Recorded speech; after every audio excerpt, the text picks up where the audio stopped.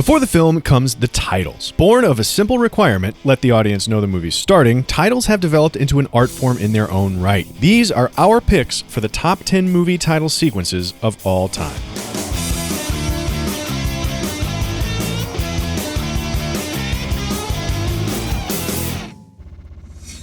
One thing title sequences almost all have in common, the oldest holdover from the very start, is text. We love the type of King Kong and Dr. Strangelove and Alien and Spring Breakers, and does Star Wars count? We love Panic Room and A Clockwork Orange and Le Soufflé, and especially The Forbidden Room. And Femme et une Femme is an incredible runner-up, but for our number 10 pick, we think that Gaspar Noé's modern updating really improves upon the concept in Enter the Void. Gaspar Noé is a filmmaker known for his visceral, often shocking work. He is known for the extreme, and so it's fitting that his best title sequence comes with its own health warning. The styles are bold, bright, eclectic, even tacky and cliche, but they're also carefully thought out and deeply personal, with each individual title designed to evoke its character or crew member. Combining LFO's pounding track, a flickering strobe, electrophotography, English, French, and Japanese with an assault of pop art typography, this sequence is a force. Eventually, generic title cards gave way to other innovations, and very early on, these involved filmed imagery. From montages like Personas, Seconds, and Do the Right Things, moody footage teases like Saboteurs or The Big Sleep, and we love dearly how designer Brown John combined footage with type by projecting it over the human body in From Russia with Love. But it's his second effort that gets this spot with Goldfinger.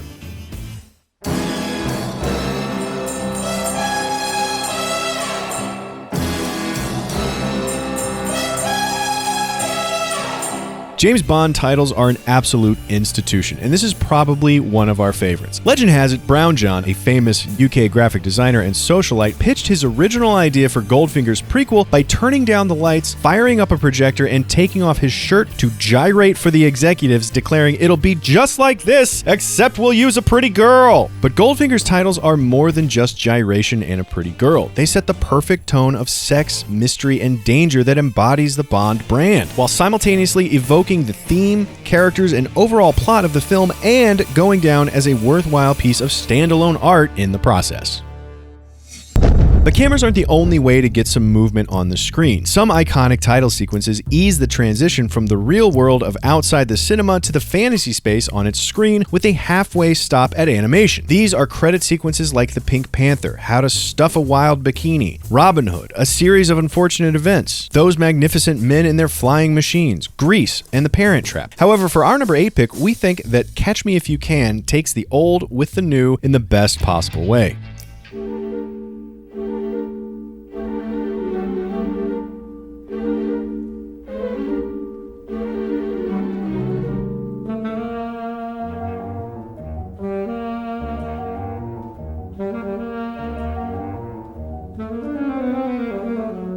In the same way the Pink Panther's title sequence mines a chase for comedic effect, Catch Me If You Can does so for tension and drama, telling a microcosm animated story version of the cat and mouse pursuit that makes up the film. But what's even more special than the content of this animation is the style. Dripping with 60s flair and color, it was actually hand animated with hand-carved stamps on paper and then composited onto the computerized design of the symbolic landscape. It harkens back to an older, more classical style of title design, one that lies at the heart of the art form. And as we proceed through our list, pay attention to some of our older entries to see if you can spot some of the visual influences that color this look.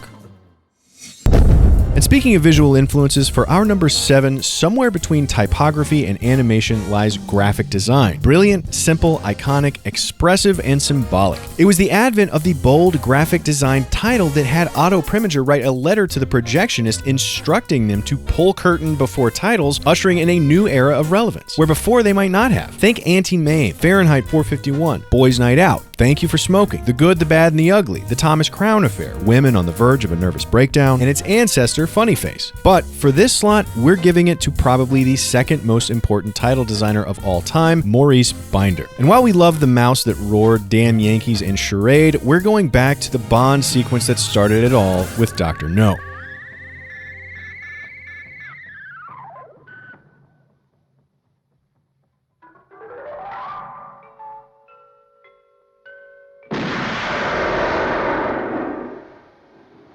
Finder is really the godfather of the Bond sequence, designing 14 in all, from this first one through License to Kill, with only one brief gap for Brown John's 2-film foray. And good lord is Dr. No incredible. From the advent of the now unforgettable gun barrel sequence to the classic 60s graphic minimalism of the colored dots, Binder pioneered a slick, smooth, attractive credit styling whose influence persists to this day. And what we love most is that he seems to have somehow captured the suave, hip, calm, uber cool, hyper-masculine metropolitanness of the character of Bond with nothing more than a grid of colorful circles. That's graphic design at its finest.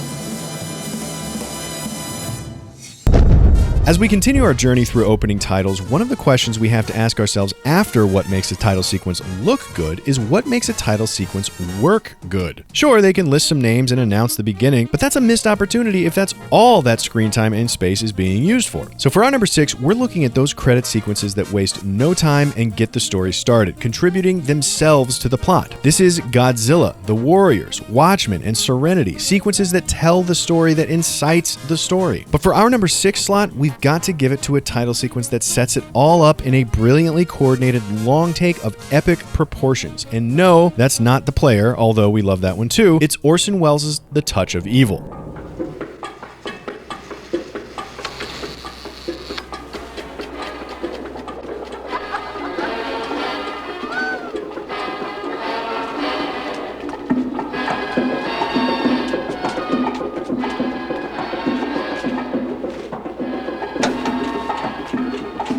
Largely considered one of the best long takes in the history of cinema, especially by those in the know, it's certainly the most classic. It's formally brilliant. The long shot represents a border town cohesiveness that's shattered into cuts by an explosion, much like the plot. But it's also virtuosic, displaying Welles' absolutely meticulous control over his craft, even in the twilight of his career. Clocking in at exactly 3.5 minutes from danger close to soaring wide, with just enough narrative lull to make space to read the titles, yet also an ever-present ticking time bomb tension to keep it interesting, this sequence is pure cinema gold.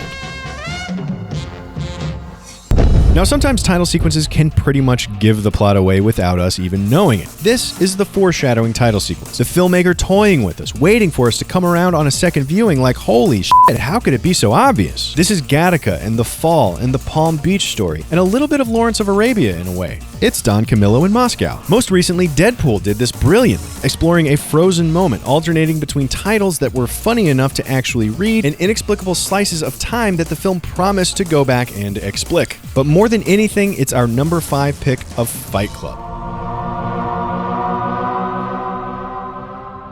People are always asking me if I know Tyler Durden.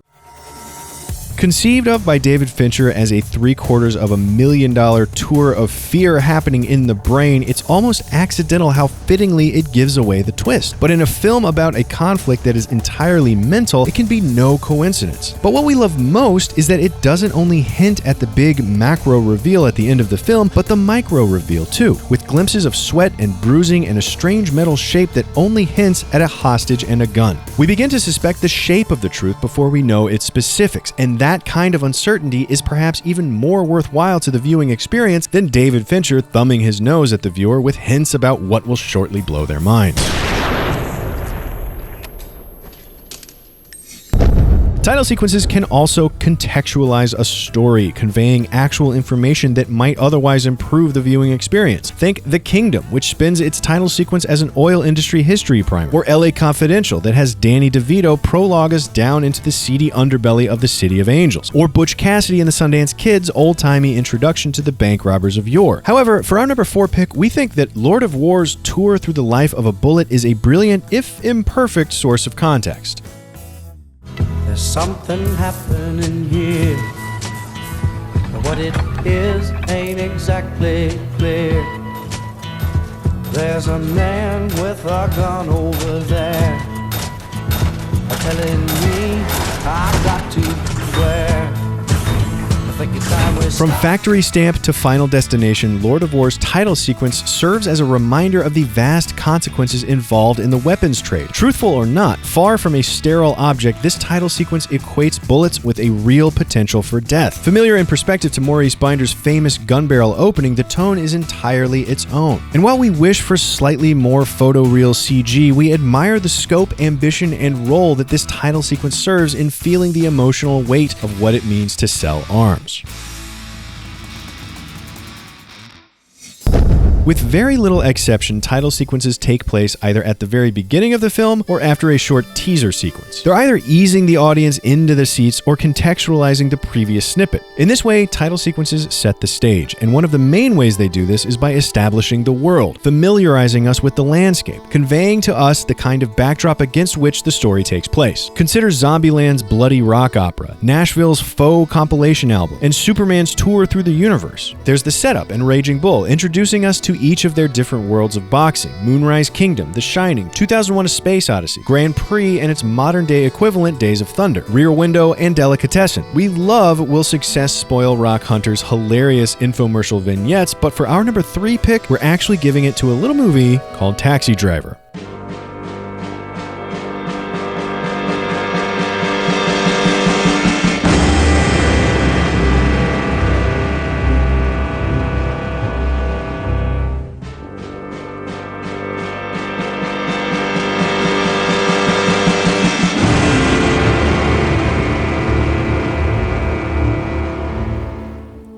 So many films have placed us in New York, and it almost seems like an unwritten rule that they use their title sequences to do so. From Manhattan to My Man Godfrey, each has presented a slightly different city in which the film lives. But Taxi Driver's steamy, grimy, rain-smeared tour of its nighttime underbelly is perhaps the most enduring. Set to the same brilliant Herman jazz score you might expect of a sequence that romanticizes NYC, Taxi Driver instead builds a contrast. And right from the jump, we're transported into the world of Travis Bickle, peering solitarily through the distorted lens at the scum with which we're surrounded, living in his world, which is exactly what we're meant to do.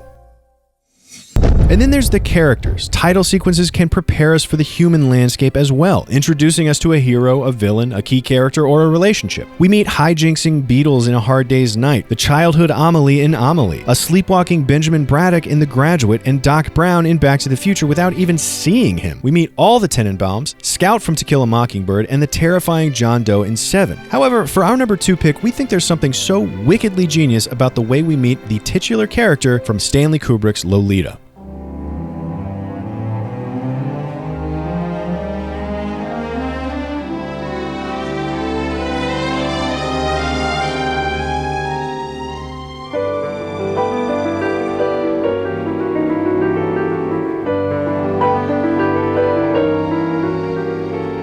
It's just this one simple shot. There's nothing more, but God, does it speak volumes. It invokes the full sense of the immense taboo without delving into the pornographic. It is simultaneously utterly innocent and utterly profane. It captures the audience's expectations of the film perfectly and turns them right against them in such a way that we're forced to recognize that the sexuality is at least partially in how we're looking and perceiving it. And in an instant, we understand Lolita, Hum, and their transgressively conflicted relationship, and we're ready to accept the darkest of plots that comes next.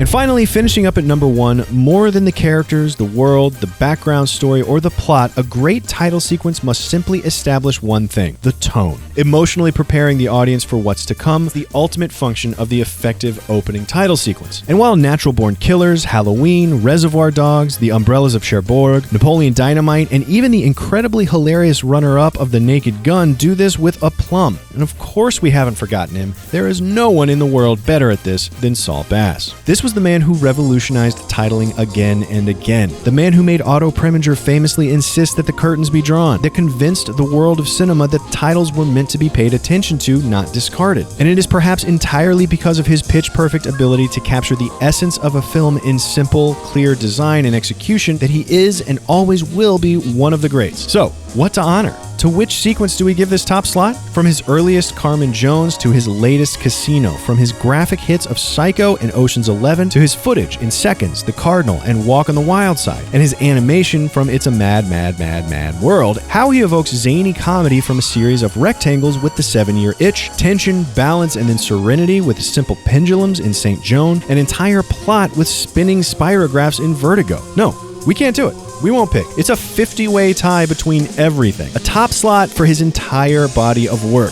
We'll leave you to revel in his titular glory.